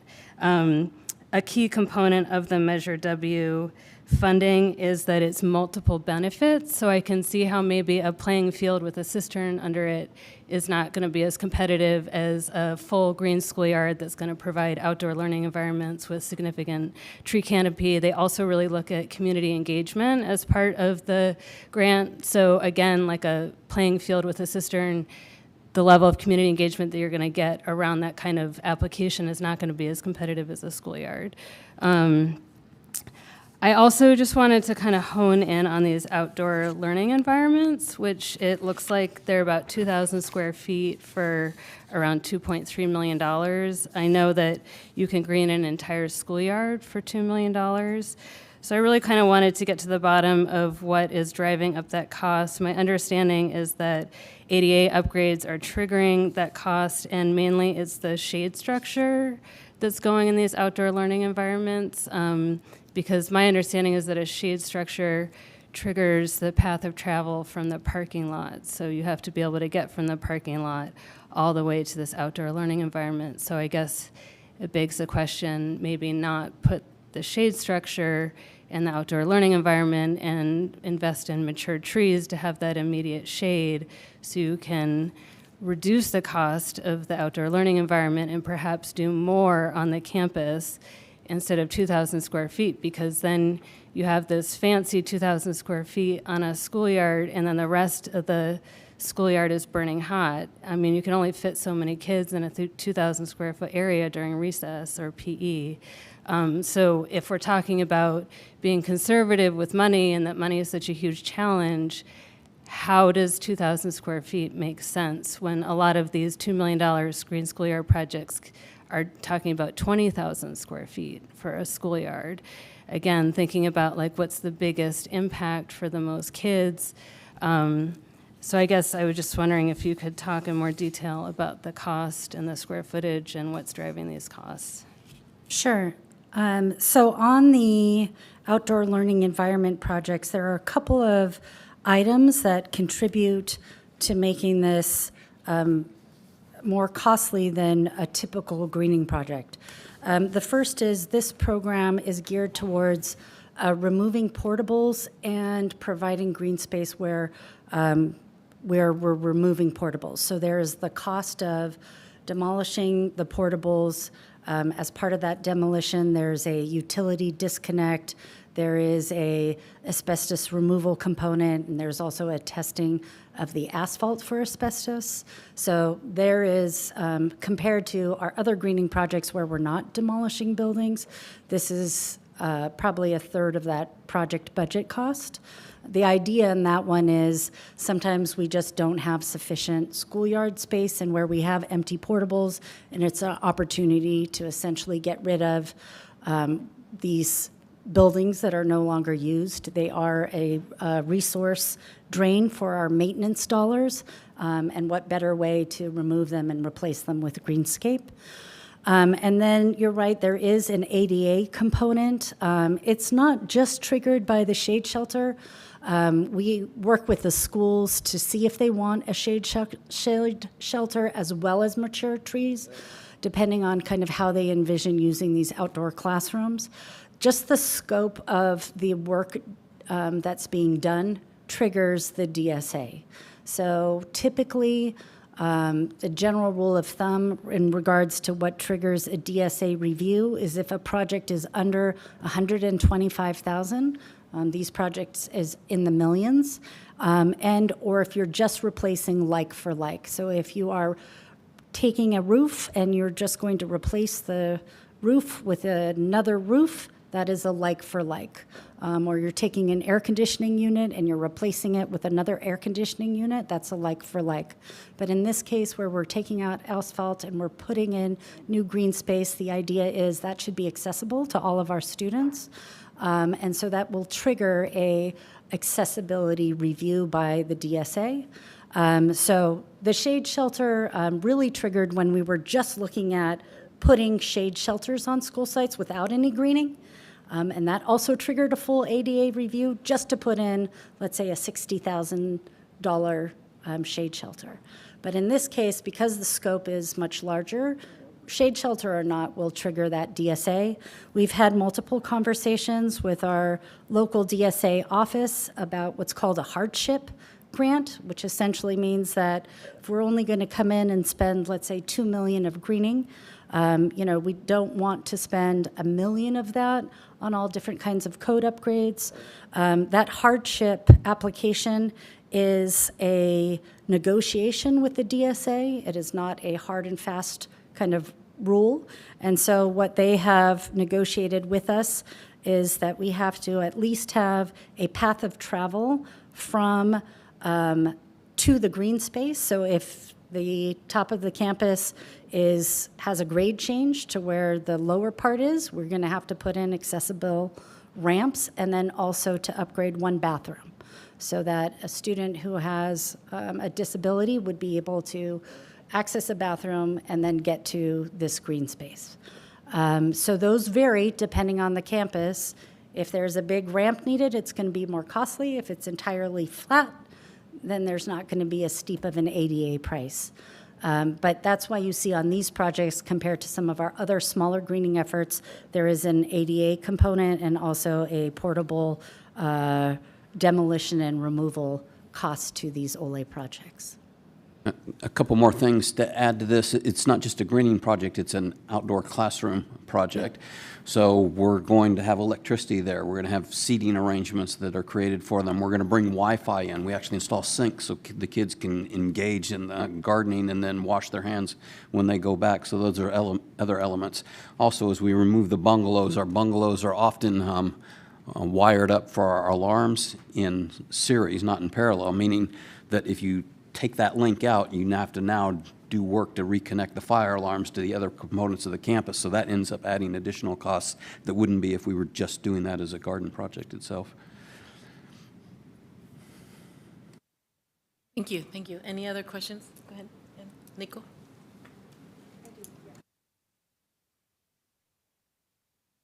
No worries. Yeah, I think for the sake of time, I'm just going to go right into my question.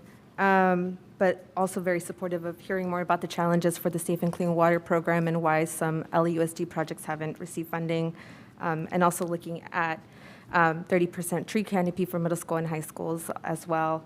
I'm an LAUSD alum, and I've seen the benefits of greening and not greening, so at my different elementary, middle school, and high school, and can definitely attest to the impacts. But I wanted to ask something else related to greening, but from a different angle in terms of this is a very huge undertaking that the district is taking, and so I wanted to know if there's been conversations or a plan regarding the labor component needed to create these projects and also to maintain them. And has there been any consideration in terms of creating those opportunities for community members or partnering with union apprenticeship programs or career technical education programs? That's a great question.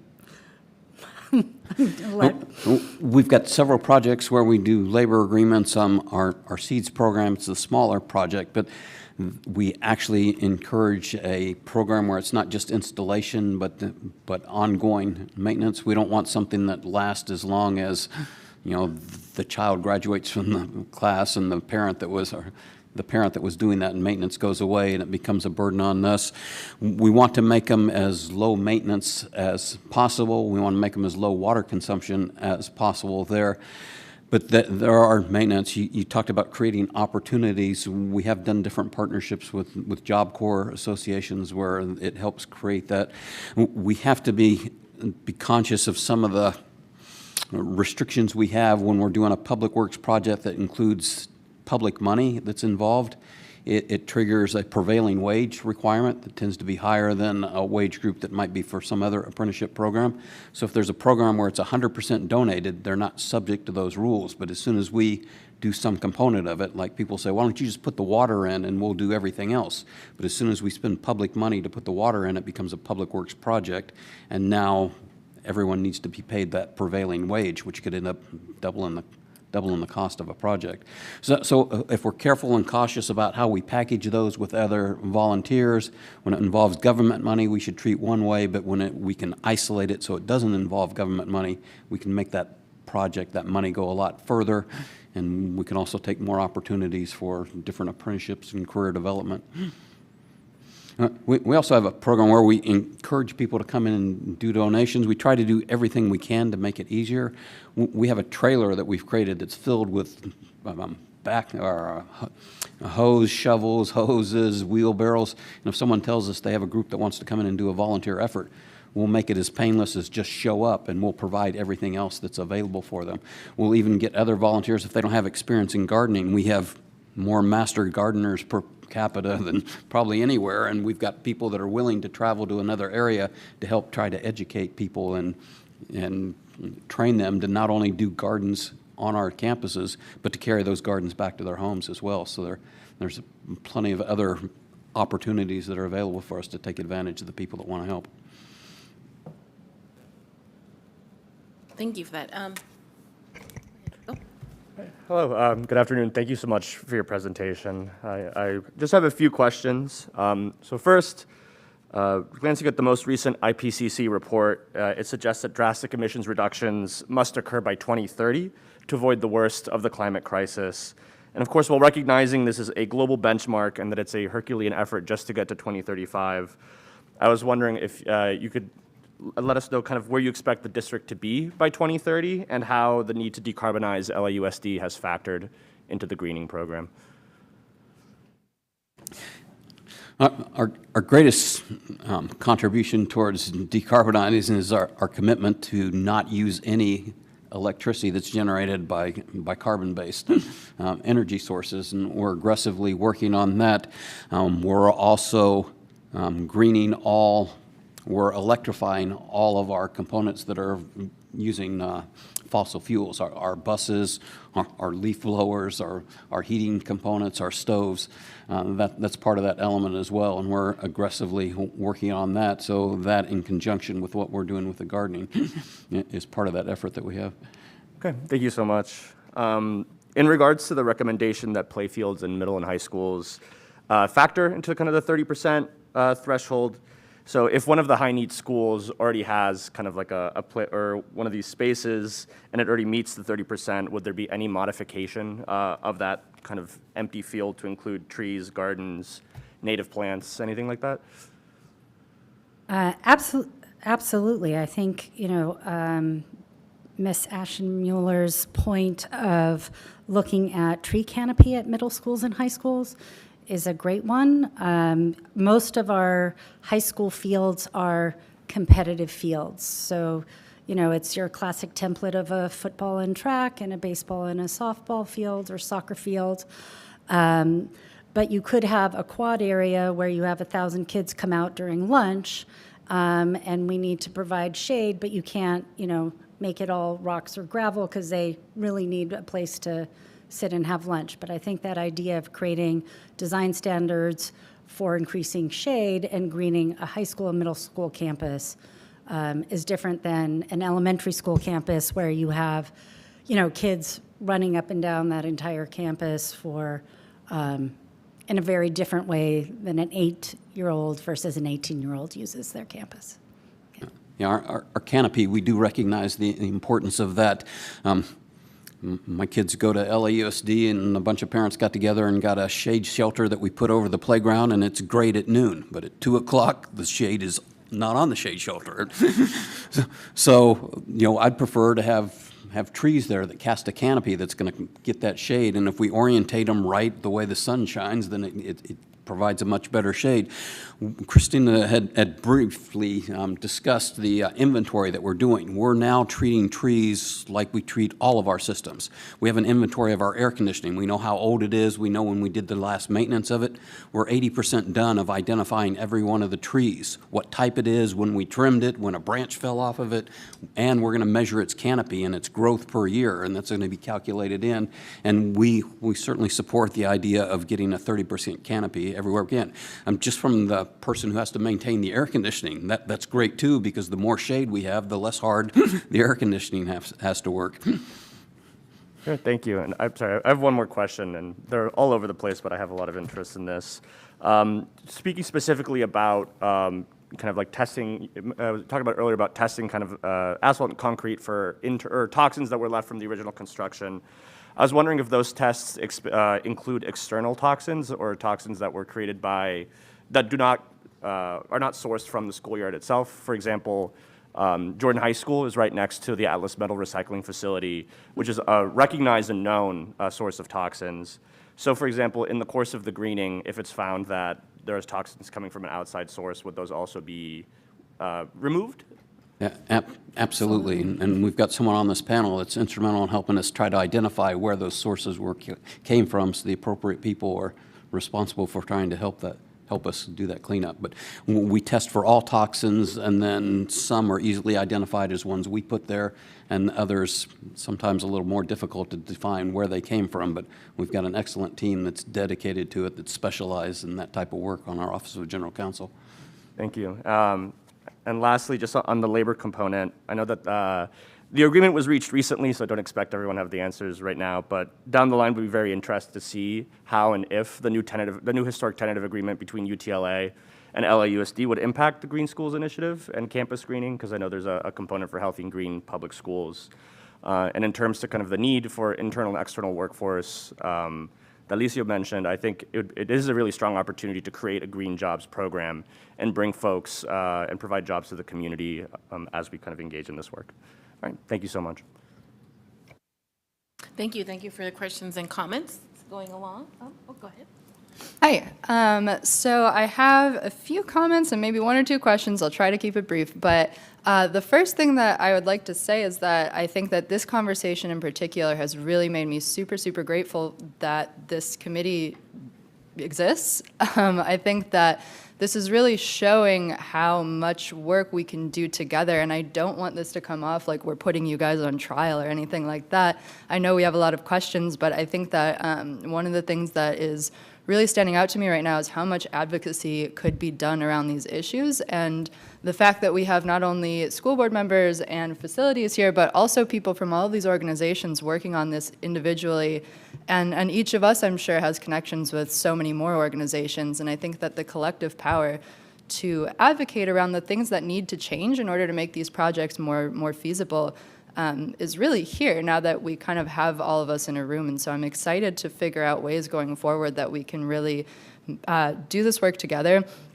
I think that being said, when we talk about acceleration and doing 10 times more than we are now, I think acceleration it's painful and it's expensive.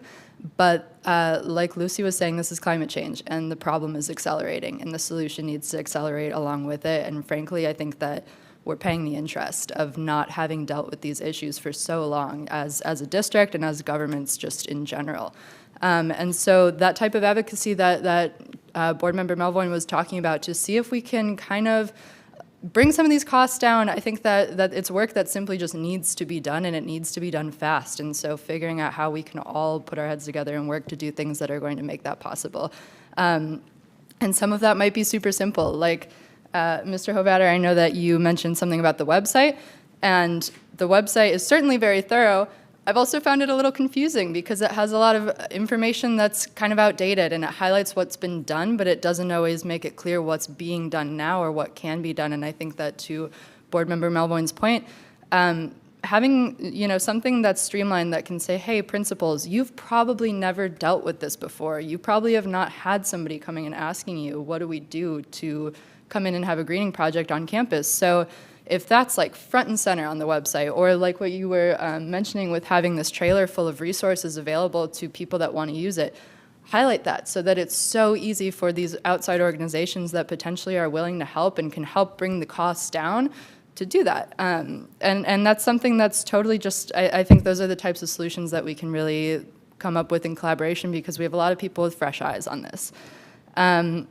I also wanted to echo the point about high schools and middle schools and play-fields.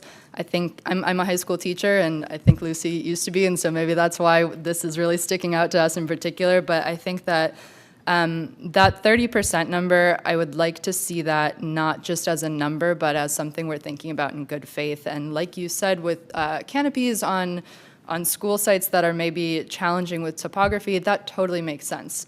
But I think counting something like a football field as 30% is not really fair, because although it may have certain environmental impacts, it's really lacking all the functional impacts of a green schoolyard if these are, in my experience, often spaces that are gated to students during large chunks of the day. They're on the periphery of campus.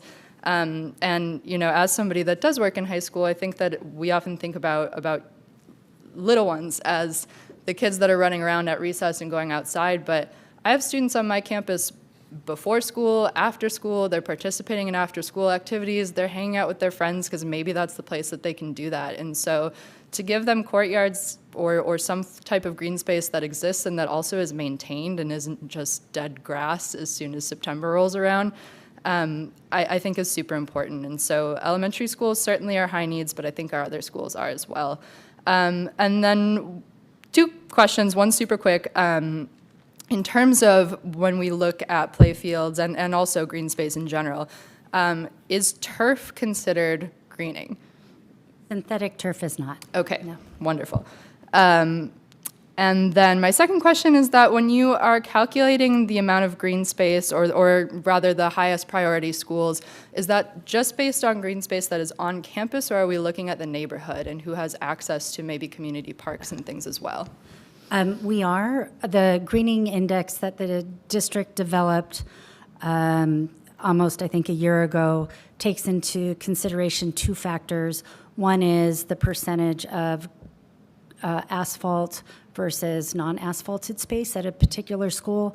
And then we also use the LA County Parks Park Needs Assessment, which looks at the community and whether they have access to quality parks, because that is not data that the district collects, and we combine those two, weighted them so that you are factoring not only the site-specific piece, but also what resources are available for the people in the students in that community to access green space. So it's both.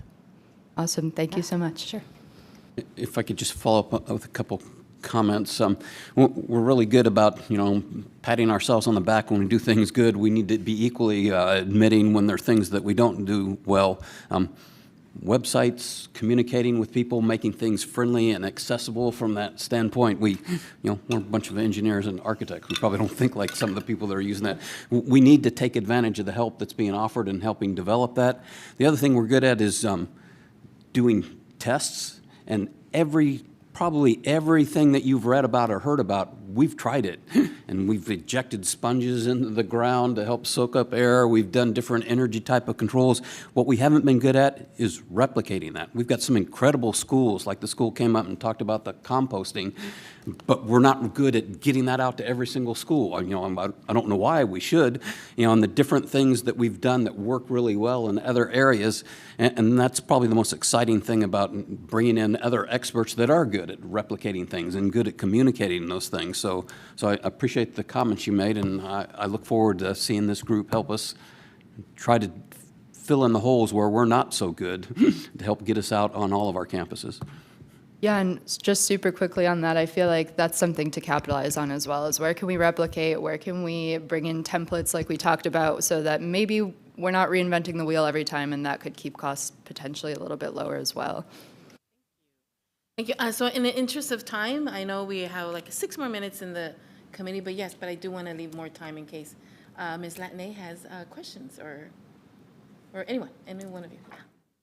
I have a couple of potential resources or suggestions, and I also am really happy to be here and excited about this resolution.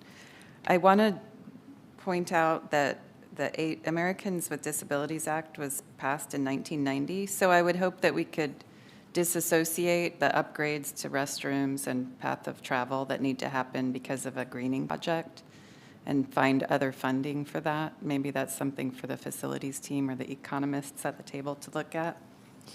And then the questions I have are that community engagement is a real art, and while I'm really excited to hear the district is going to be engaging the community, I wonder if there could be community organizers or other experts in community engagement hired to do that piece, and both to do it in a thoughtful and evidence-based way, but also to help be a neutral third party to build trust between the community and the district, which I think is needed and would help overall. And then also with the design process, my question is whether it's possible to really take an integrated approach to design. And a good model for this, the Sustainable Sites Initiative, is a framework developed that has been adopted by the U.S. General Services Administration, and it's for landscapes, but also sites with buildings. It can be used across the district, and it requires an integrated design approach. To Mr. Tchaikovsky's point, engaging the curriculum experts, the teachers, the principals, the occupational therapists, ecotherapists, special education teachers, as well as students, experts, and community members from the beginning will be really key. And also, as Christos builds your team, providing training, because design is not all designers understand trauma-informed design or educational environments. Our understanding of climate resilient design changes every day. And I think it's really important to educate whoever is doing that design, whether it's in the district or outside of the district. And then the last thing I'll say is that there are some models even from LAUSD during World War II participated in the Victory Garden program that was training community members as well as high school students in experiential training for garden making. And I wonder if we could do something similar, having students not necessarily being paid, but getting high school and college credit for building green infrastructure.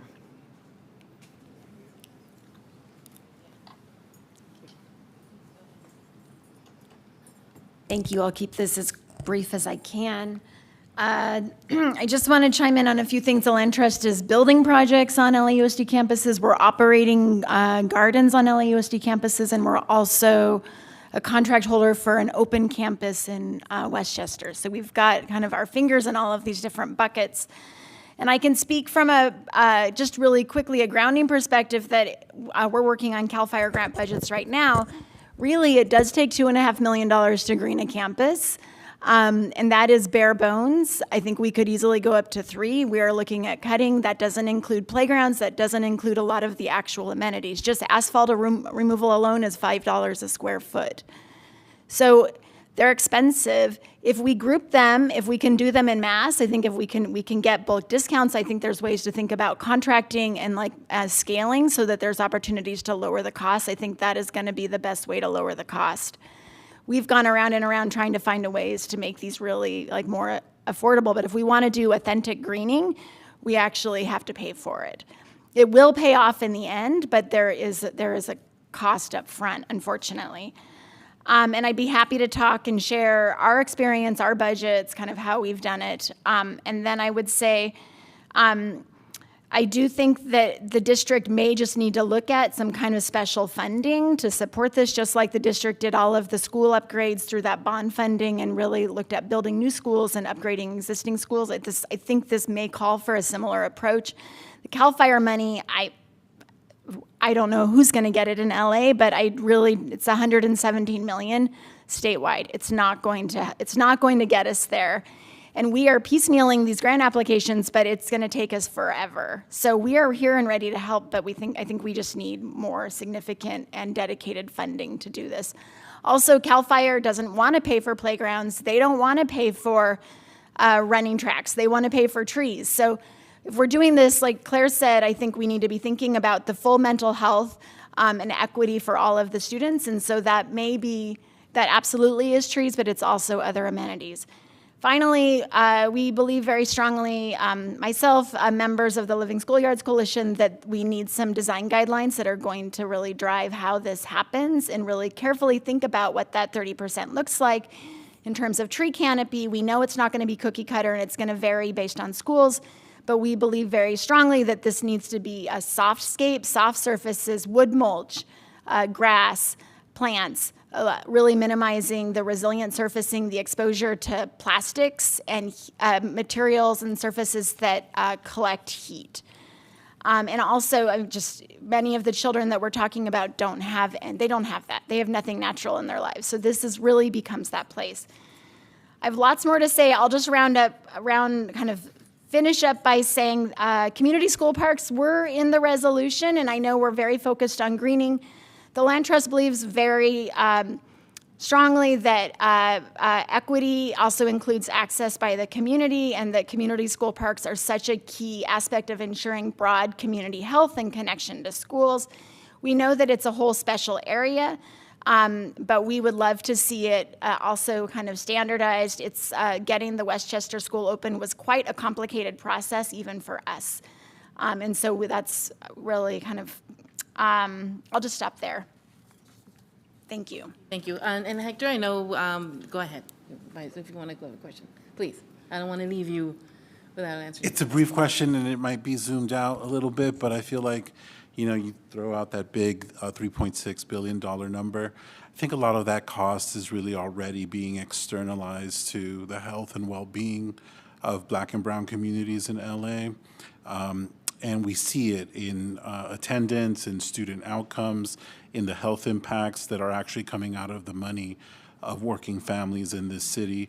So my question is more about does facilities, does the department sort of, the level of detail in this report was just so incredible. Is there a connection, an existing connection where the health impacts and education impacts of these kinds of like initiatives and how they connect to community health? Does that exist at any level, and are those part of any discussions that are being had between facilities and other researchers or even just health-related partners within the district? Yeah. Not in a comprehensive way.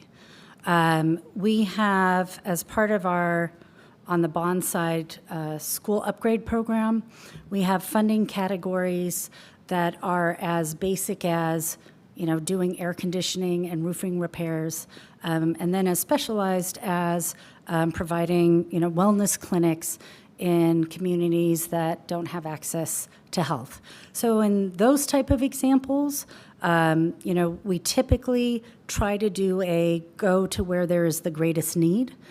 So when we're doing air conditioning, it's where the areas that have the most broken air conditioning and the highest heat. Where we're doing wellness investments, we're looking at with our student health and human services, where are areas of highest obesity or deserts for dental care or medical care, and we make investments based on where's the highest need to provide that service. So depending on kind of what the program is, obviously we're targeting greening around where are there both parks that lack greening in communities that have the least amount of green space, and we're targeting towards that. We did have discussions of should we also factor in, let's say, obesity rates or asthma rates. In this case, we just stuck with a very simple parks assessment, needs for green space, and then what we had on our school sites that we knew about. We could layer on, and I think that's what Board President Goldberg was, are there other data that we should be looking at that would help us refine that prioritization? So we'll come back with the final report on including those. Sure. Thank you. There have been a lot of wonderful and great questions and really insightful comments from everyone. And I think this has been a productive meeting, and I thank everyone here. I have just one really quick question. You mentioned community outreach. Can you work with the community members and advocates in this committee to ensure that all, the right players and all the right people are participant in the summer 2023 outreach? That would be really great if you incorporate us here. Madam Chair, we have a great community outreach. If I could request that we can get some time on a future agenda so we can have our director come in and present what our approach is and how we connect and how others can get connected with them to help us with our outreach programs. That's even better. We'll have a whole discussion on that. Wonderful. Well, thank you. I think we're going to close at 6:05. I want to thank everyone. And you're all welcome to take some of our sage from the garden of one of my staff members, Christine. So I want to thank her for bringing the sage, and have a beautiful, beautiful rest of your Wednesday. Thank you so much for being here. Oh, and we'll see each other on the next meeting is May 17th. Okay? We'll see you.